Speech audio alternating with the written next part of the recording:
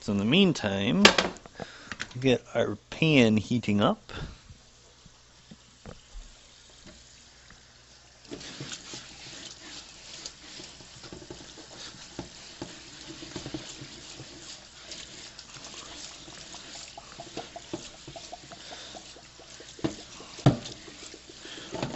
All right. Cutting board is nice and clean.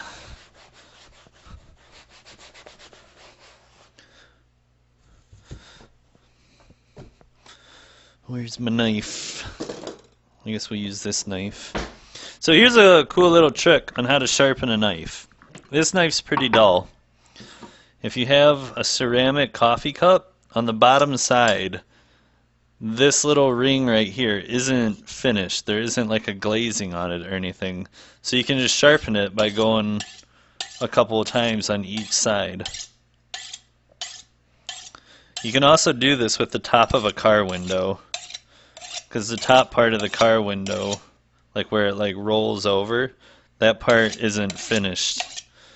You just got to make sure there isn't like a little glazing on it, and then you can do this. This is a quick and easy way to sharpen a knife, and it gets it insanely sharp.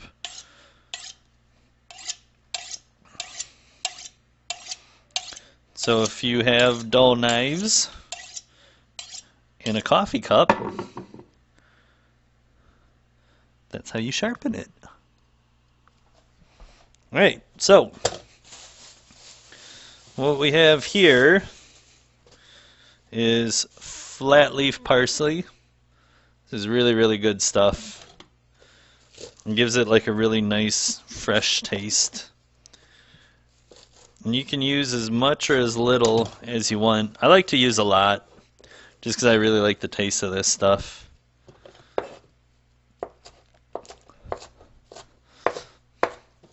So when you're doing any kind of like chopping,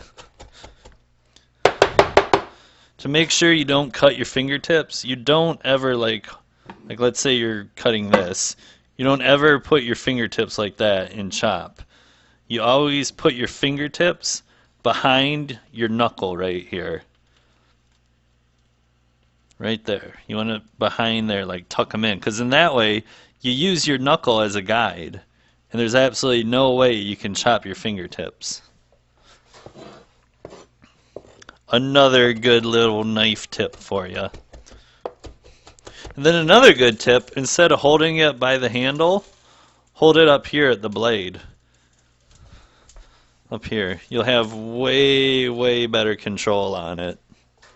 Especially if you're cutting through like hard stuff. Like a lot of the times when I make chicken wings, I buy like the wings that are whole and then just butcher them up myself. Because you get so much more for the amount of money. And so if you're trying to cut through joints, you know, and you're going like this, you can easily roll it around like that. But if you're holding it from both sides like this, it's not going to bend unless you bend your wrist.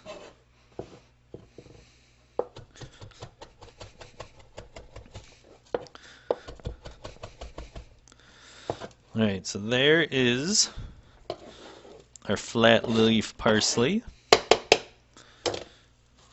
And now this is the rest of the ground beef I had. This is 93.7, which means 93% beef and 7% fat.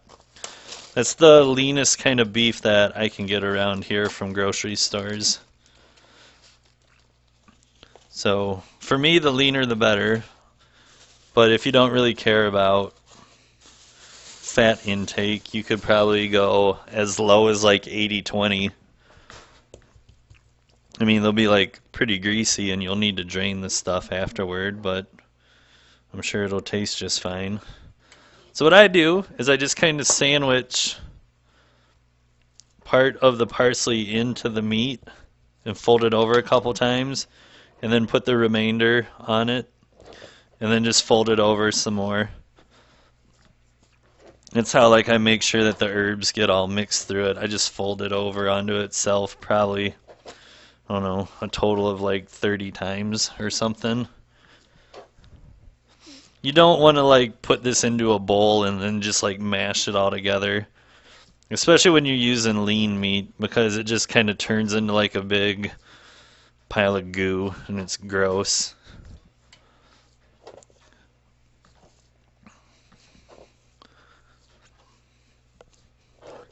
Alright, so now that we have it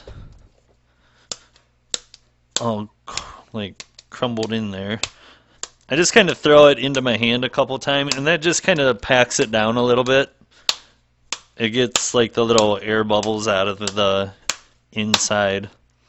And so then when you're going to portion it, I just kind of make it like into a log just because it's easier.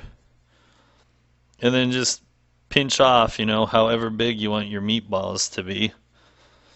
I usually make mine like this big, a little bit smaller than a ping pong ball.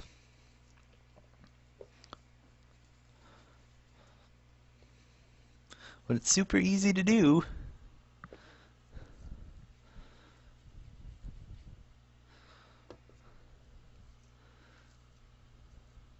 Nothing wrong with a little fat. Yeah, true that.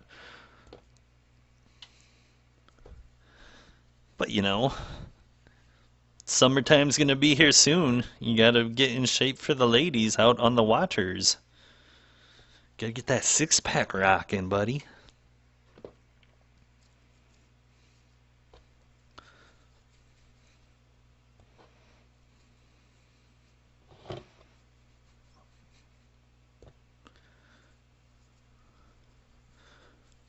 Speaking of which, I gotta work out today still.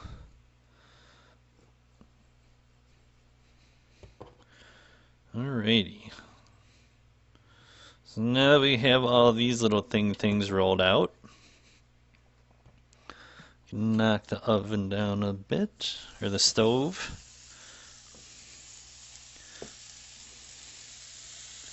So now on this part, you're just going to sear these. You're not cooking them through, you're searing them right now. So it'll be like a minute or two on each side. So while these things are browning, I'm going to clean off the cutting board.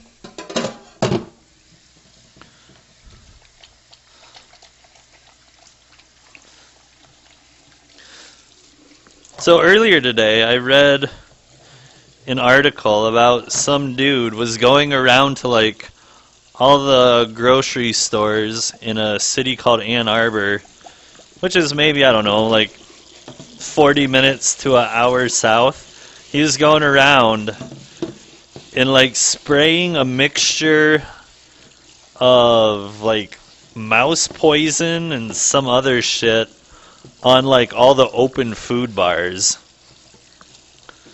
I don't know if he was like spraying produce or if it was just like where you go to get like salad bars and shit like that. But he did it at Whole Foods, he did it at Myers, and he did it at like some place called like something Plum. I've never heard of the Plum one before. But like the FBI fucking put out like a big warrant type thing and they found out who it was today.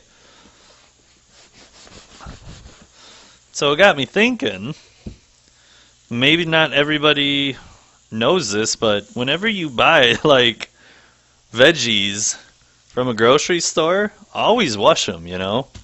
Even if they come packaged like this, definitely wash all these when you're using them. Don't just open it up and throw it into like a pan or a pot. But always, always, always wash your stuff. You never know what kind of dingbat was doing stuff to them. And I'm sure that's not the only guy who's out there doing it.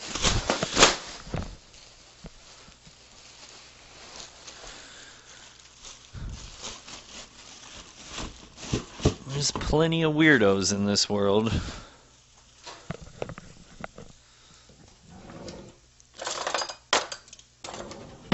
Alright, let's turn these.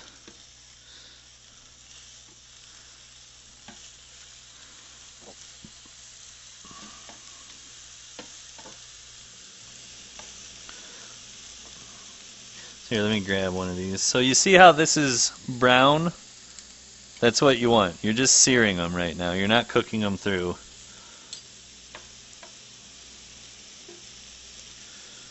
When we make the sauce, I'm going to put these back into it, and then that's what's going to finally cook them all through.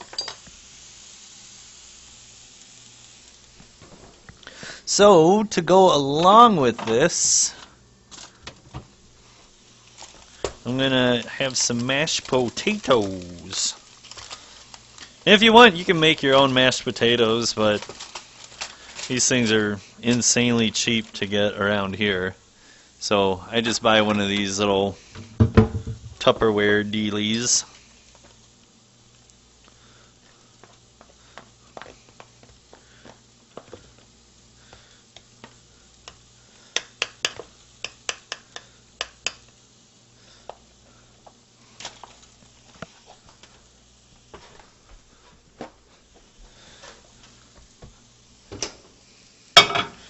And zap these for like a minute.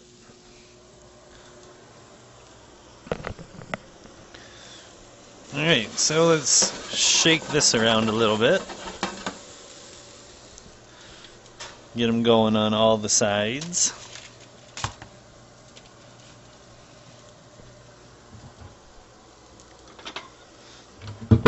Alright, now that our meat has been browned, we're going to make the sauce.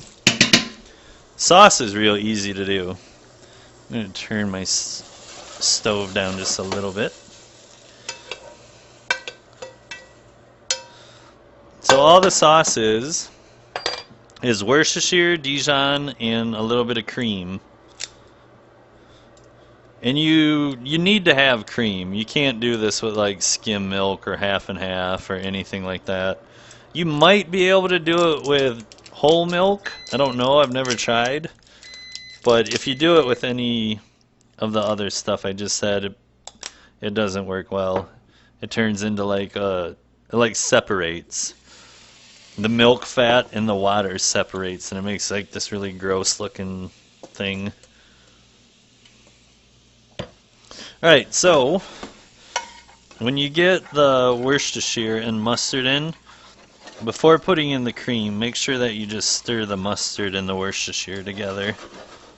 It'll make life a lot easier for you.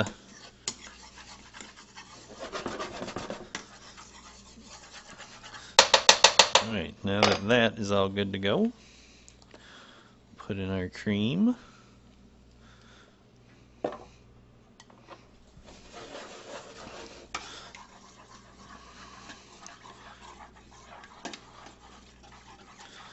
So just stir this together.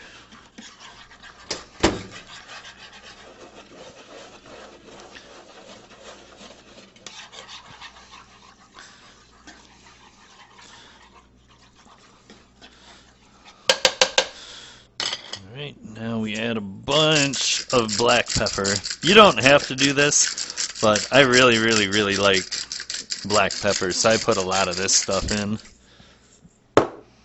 And then now we put the meatballs back in. And this is how they're going to finish cooking. So I can turn the stove back up.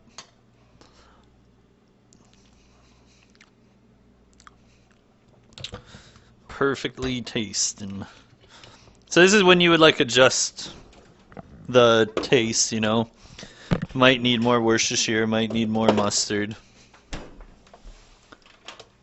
Just taste your stuff, taste it often.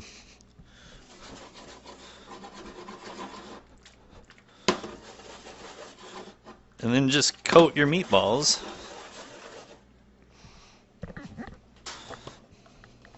And then pretty much once it comes up to a boil, you can turn the heat off and it'll be good to go. At least for me, because I eat my stuff rare. I like all my meat rare. Or at least my beef, I should say.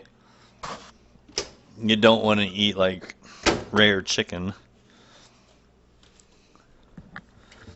And then as far as like pork goes, you can eat pork medium rare safely.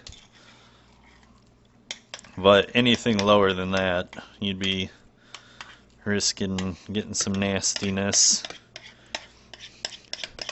I had like, I don't know if it was a great uncle or a great grandpa or something, but he was a sausage maker, and he ended up getting trichinosis because when they were making the sausage, they would taste the ground pork raw.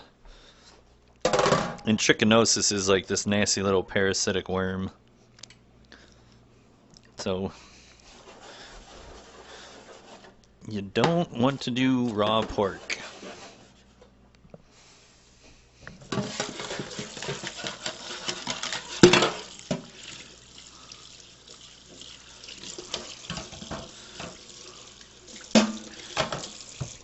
Alright, we got that going.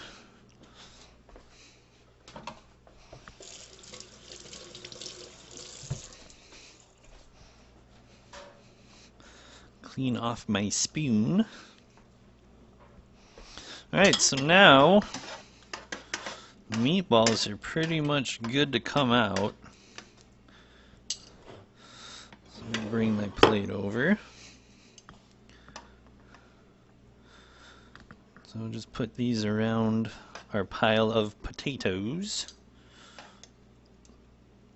And I make a big hole in the center of my potatoes, that way I can pour all this sauce right into it.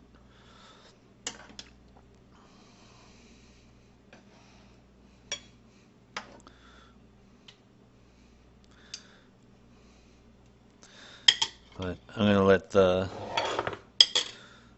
sauce reduce down a little bit.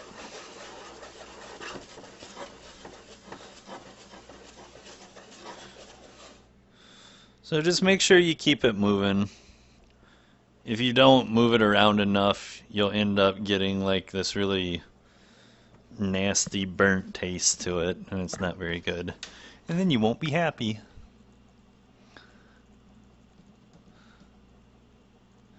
Yeah, I don't know. It's not even worth doing a Ghost Cuber because this is almost done.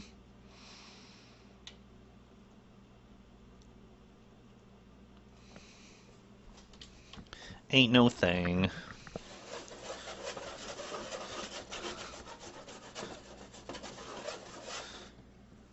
Alright, so this is looking pretty good. So this is about how thick you want it. You don't want it super thick, but you don't want it like really runny either, you know?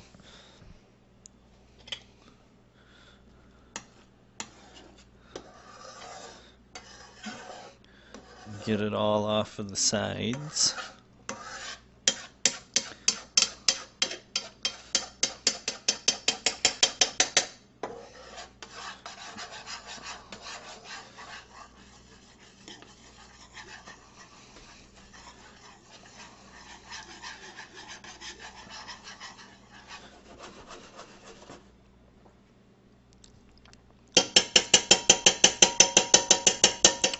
Tasting pretty frickin' good. So maybe like another 30 seconds of it reducing, and this will be good to go.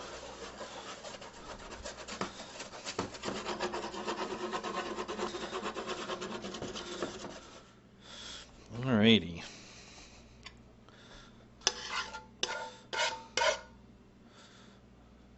Just pour that right into the middle of your potatoes.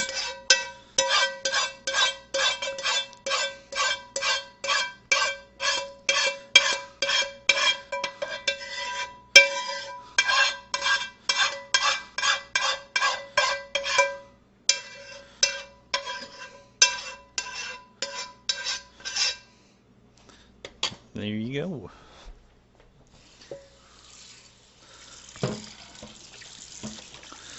We'll wash out this pan real quick. So whenever you're cooking, it's always a good idea to wash out your pans like right then and there when you're done. Otherwise, if stuff, sits in there, it'll start to coagulate or harden or gel or whatever. It just makes it that much more difficult for you.